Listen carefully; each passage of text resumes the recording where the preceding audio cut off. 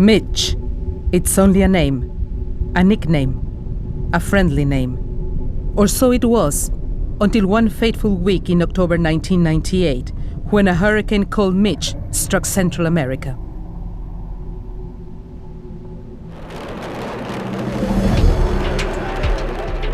The name Mitch became synonymous with one of the most devastating hurricanes the world has ever seen, affecting more than 2.5 million people. More than 20,000 either dead or missing. Nearly 300,000 homes destroyed.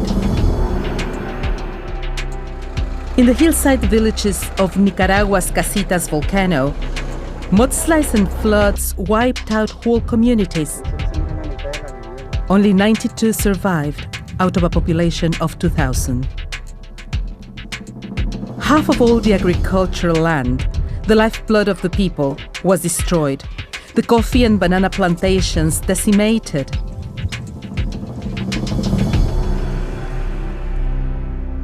The long-term economic effects on the region are staggering. Direct damage to the infrastructure and agricultural production alone has been estimated at $3.5 billion. The immense force and devastating effect of Hurricane Mitch, covering such a vast area, presented one of the greatest challenges ever faced by relief organizations. The enormity of the disaster was overwhelming for both governments and aid agencies alike. More than 8,000 Red Cross volunteers were mobilized by the national societies in Central America. Working in cooperation with the governments and other aid agencies, they helped rescue and evacuate over 1.3 million people. They set up hundreds of shelters, offering first aid, food, water, and clothing to all those in need. Thousands of people were still isolated weeks after the initial devastating storm. Many stranded in trees or on rooftops with little food and water.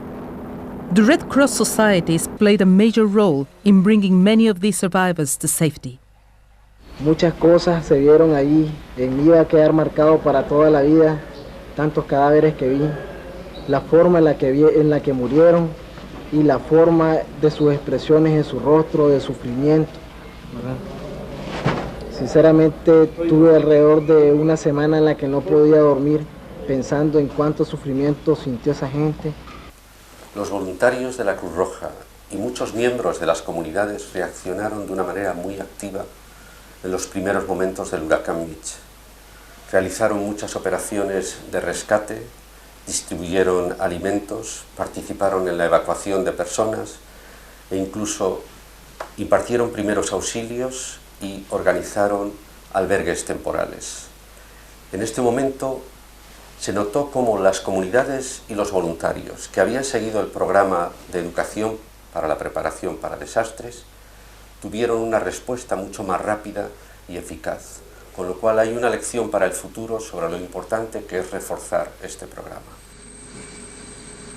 A huge international relief operation was mounted. Strong early support came from Red Cross, Red Crescent national societies from around the world. Food, clothes, blankets, medicines, emergency relief supplies, and cash donations flooded in. Health and hygiene supplies, water and sanitation units were airlifted in from Europe and North America with additional funds and manpower from neighboring Red Cross societies. Working alongside the governments of the countries involved, the UN and other aid agencies, the local Red Cross, with support from the Federation and donor national societies, were in the forefront of this massive relief operation. This operation generated enormous amounts of badly needed aid. For the Red Cross, this produced huge coordination difficulties, providing an important lesson for future complex emergencies.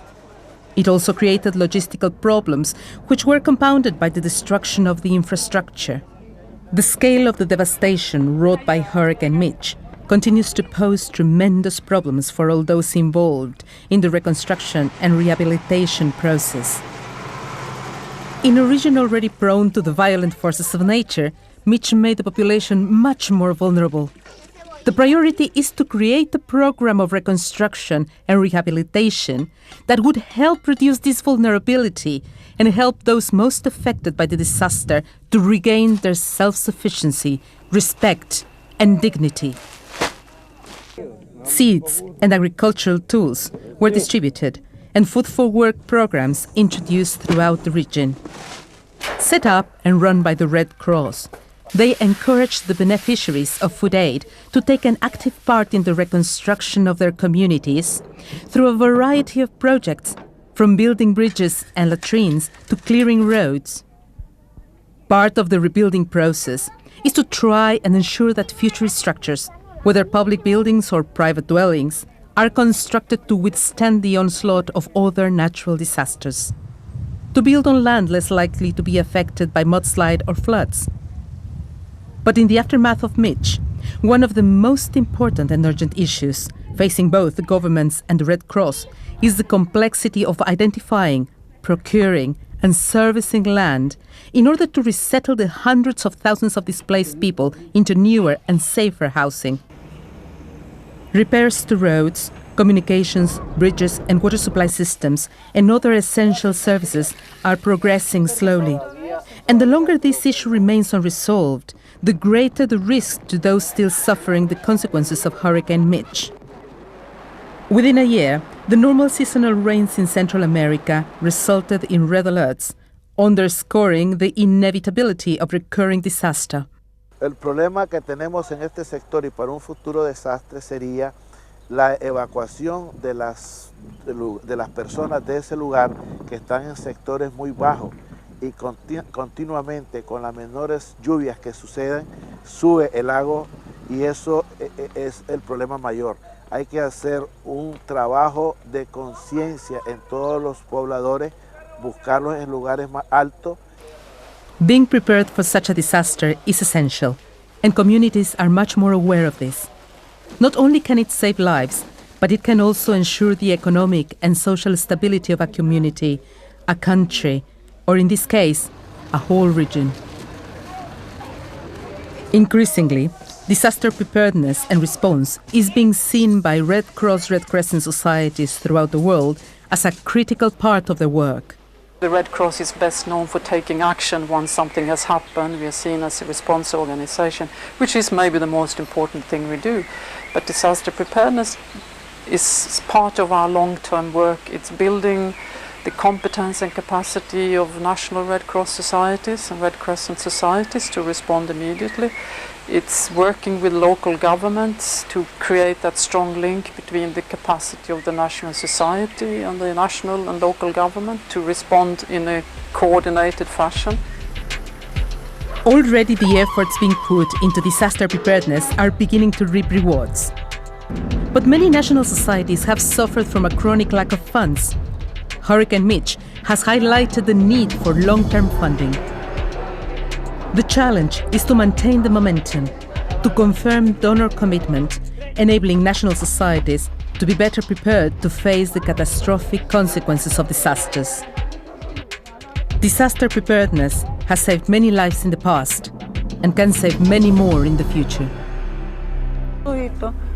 Las sociedades nacionales no solamente nos están ayudando en la rehabilitación del país, sino en la capacitación del país, porque todo programa, ya sea el de viviendas o el de reconstruir escuelas o lo que sea, va involucrado la parte de educación. Y algo que también sería interesante, hubo un programa, un proyecto muy chiquito conseguido por la oficina regional en Guatemala, donde se preparó toda la población al borde de los ríos en el norte, que es la zona que ha sido más propensa a los desastres. Y realmente la cantidad de muertos y la cantidad de gente damnificada en ese sector ha bajado. Entonces quiere decir que este tipo de preparación dentro de la población civil es muy importante y debemos continuarlo. For the Federation and the national societies, Hurricane Mitch was one of the most challenging operations ever undertaken in the Americas region. But good often comes from adversity, and this case is no exception. Not only is there a new consciousness among the people of Central America, there is a new will to ensure that they are better prepared next time round. Hurricane Mitch has created a new awareness.